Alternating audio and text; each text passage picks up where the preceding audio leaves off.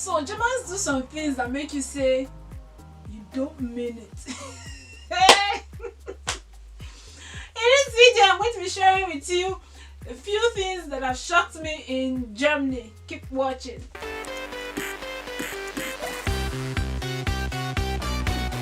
Hello beautiful people, welcome to my YouTube channel. My name is Oge, and today we're talking about the culture shocks that I've experienced in Germany as an African living in Germany, or specifically a Nigerian living in Germany. The first and foremost is the quietness. So there are quiet hours and there are quiet days. Quiet hours are from 10 p.m. and above. You're not allowed to make noise from 10 p.m. and above. People can call the police for you. Your neighbor can call the police on you for making noise from 10 p.m. and above. And on Sundays, every Sunday is a quiet day. Sundays are quiet days. You're not allowed to drill, bang, make noise, party, whatever. On Sundays, it's supposed to be quiet. So Germans take Sundays very sacred to them. You know, it's a Christian state, and Sundays are really sacred. They don't make noise. They don't go to stores. Everywhere is empty on Sundays, and it's a quiet day. So I'm like, guys, when do we do our moon meeting and all those kind of things? So if you make noise on these days and these hours, there are some public holidays as well that are considered quiet days. They're not allowed to make noise, do whatever activity that are disturbing. Actually, I read somewhere that on certain public holidays, you're not even allowed to hold like sporting events and stuff like that. That it's prohibited. So these guys are super quiet. Everywhere is quiet.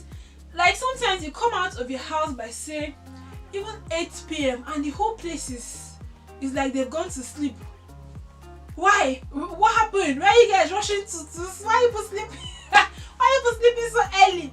What happened? When in Lagos, 8 o'clock, we are still on the road from work. We are not back yet from work. In Abuja, 8 o'clock, people are still going to eat fish and stuff like that. Why are people sleeping by this time? Not like they slept or anything, but most often than not, if you go outside by that time, you hardly see anybody outside. And from 10 p.m., everybody is probably ready to sleep or slept already. That is number one. I spent too much time on this quietness thing. On to the next. Number 2 is traffic regulations. So you know that in Nigeria, or we know that in Nigeria, we don't have traffic rules. Our traffic rules is our eyes and our brain and our sense. So if you are crossing the road or whatever, you have to look and you have to think. You say, okay, can I make it? If I cross, will I catch up? If you try it here, you're arrested. So traffic rules, people obey traffic rules here is amazing. People are very patient. They'll wait. Like there's no car passing anywhere and somebody will still stand, will sit down in the car, wait until it turns red, and they'll cry, say, oh Lord, no, I trust my country, nobody's going to do this. There have been a lot of times when we're in the pedestrian crossing, there are no cars, nobody's crossing, nothing, everywhere is empty, even in the night, and then we are just waiting. All of us, we are waiting for the lights to turn green so that we can cross. Originally, I used to be offended by it. I'm like, why in God's name are we wasting so much time here just standing, waiting for these lights to turn green? Nobody is crossing, no car is passing, nothing, nobody can die. How many minutes? And the roads are the internal roads are usually really small, so it's not even like it's wide like that. So we're not going to spend so much time crossing the road. Why are we wasting time standing here and waiting? But over time, I've learned to chill and just be waiting for them before they carry me to the police station and send me back to my father's house. Then I will say because I cannot wait to cross road. Okay, anyway, that is all about traffic lights. Number 3 is there are beaches where everybody just go around naked. In fact, the first time I learned of this, I'm like, hey guys, what's up? What's going on? Why? You just walk around naked like for real? For real? Anyway, that's what I noticed. Although those beaches or those places where people walk around naked, it is stated clearly. There's like a sign that lets you know that this is a nakedness zone.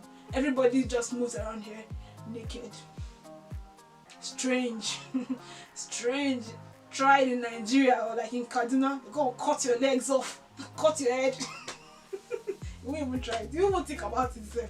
Another thing is you make appointments for every single thing. every single thing you have to make appointments for it. In fact, people make appointments to call you. So someone will send you a text message and say, can I call you by so and so time? Like, why? Just call me. If I'm available, I'll pick the call. If I'm not available, I won't pick it. You know I'm not available. No, you make appointments for everything. Make appointments to talk. God.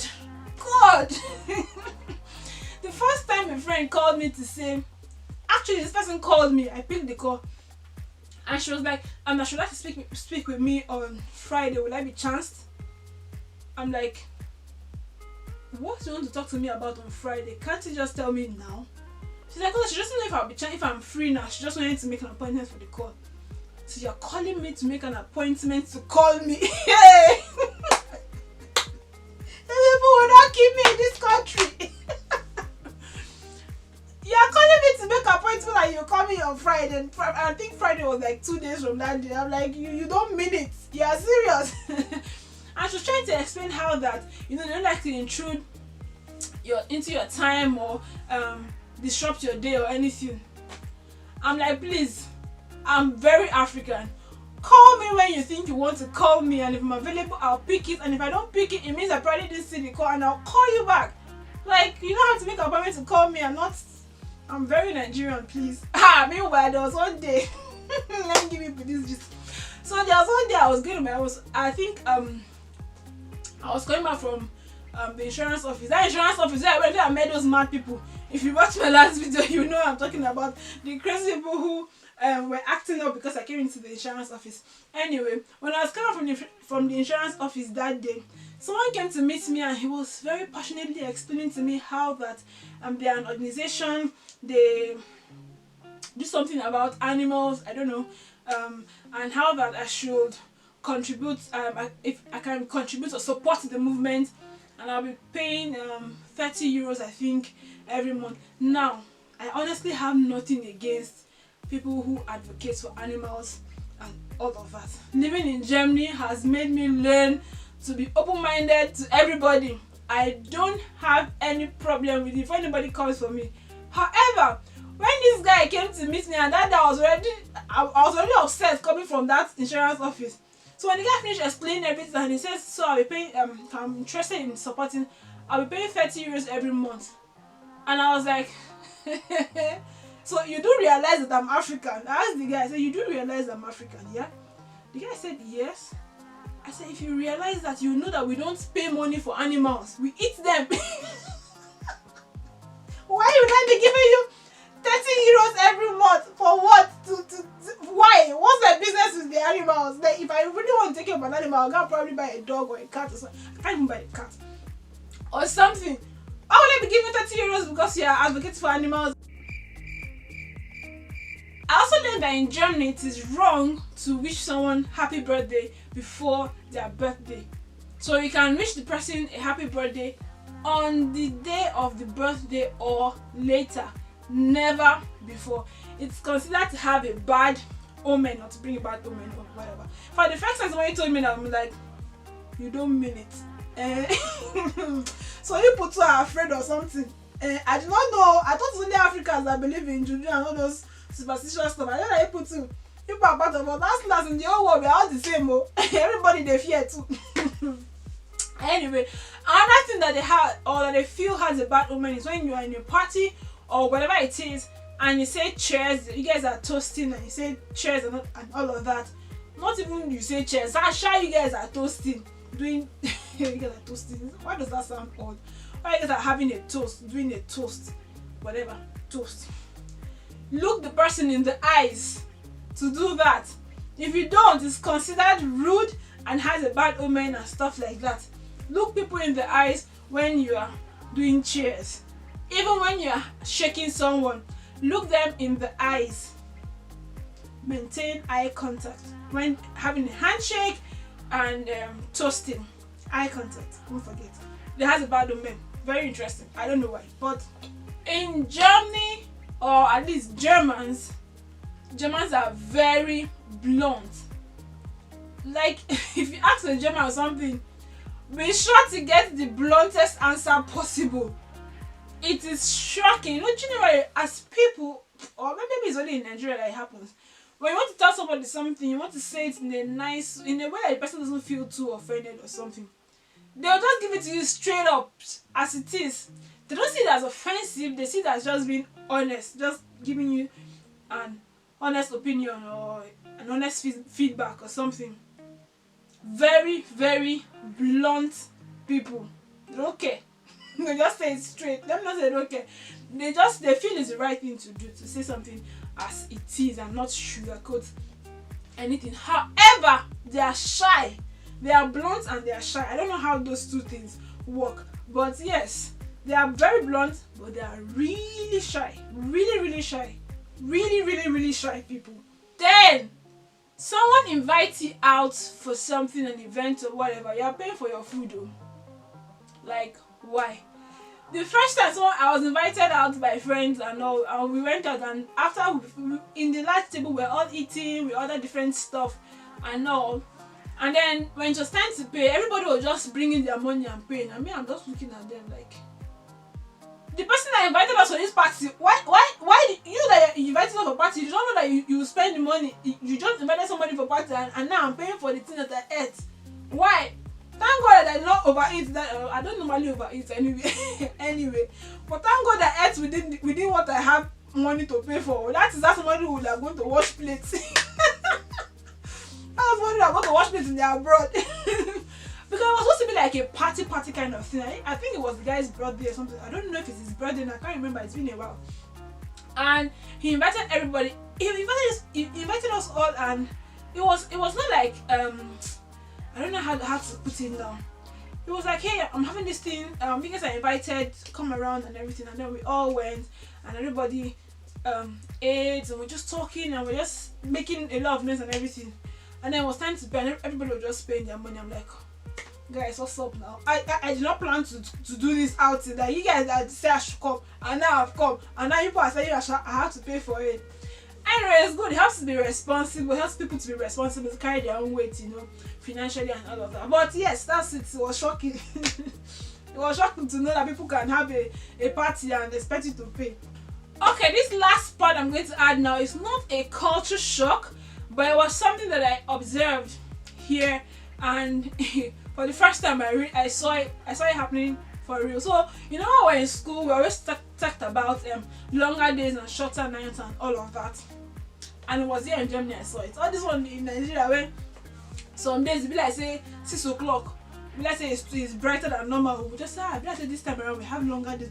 We just say it like it be like say this one is not be like say you go see I'm live say we have longer days now. Like there was a time, God in heaven, there was one day I was in school. I wasn't doing anything fancy, anything serious in school. So we had finished lectures for the day, and I just wanted to sit back and do some reading and listen to music while I'm doing that. Just do something random in school, kill a few birds with my single stone before I go back to my house. And then at some point I looked out and I saw everywhere was dark. I was like, what am I doing out by this time? I don't like to be out late, so I like to be in my house on time. I like to be in my house early. I generally don't like being out late. So when I saw everywhere was dark, I'm like, what am I still doing here till this time? So I just quickly packed up my stuff and told everybody bye, and I left. And I went home. I didn't even talk about it to anybody. I just packed my stuff and I just, hey guys, I'm leaving and all. And then I went home. Only for me to get home and start doing my things for the night, my planned activity for the night. And I was like, okay, let me even check what the time is to know if it will suit me time to sleep or if time to do whatever. And I saw that it was like 5 p.m. I'm like, what? 5 p.m. and which means that because when I left the school was probably like an hour ago. I was like, so it means that when I was in school it was like 4 p.m. and it was already really dark, and I ran. If you see where I was running, I was walking really fast to get back home. I don't even know why. I was walking really fast to get home. My mind that it was 4 p.m. Why? God! I was so upset. But anyway, I learned with that.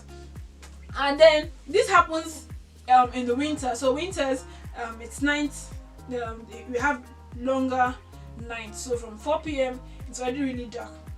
Then in the summer we have really long days. So up until 10 p.m. everywhere is still really bright. So when I first noticed, I'm checking, and they do what I do. 6 o'clock, 7 o'clock, 8 o'clock. I don't know that time has gone. When I'm checking time, my alarm has rang for 10 p.m. I'm like, how can it be 10 o'clock when everywhere is still bright like this? How is that possible? Anyway, that is that. And over time, I've had to learn to adjust to the whole daytime and nighttime thing. I cover my windows a lot of times during summer so that I can sleep at the regular time, because these things just have a way of messing up your whole body system and all of that. Anyway, so these are the whole things, or these are the things that I found shocking in Germany, at least for now. I'm sure as I get to interact with people more, I'll continue to see more and more and more shocking things, and I'll still come back and tell you guys. That's. If you haven't subscribed to my channel, please do that. Hit the notification bell so you can notify when new video drops. I do love you. Do have a fantastic week. Bye.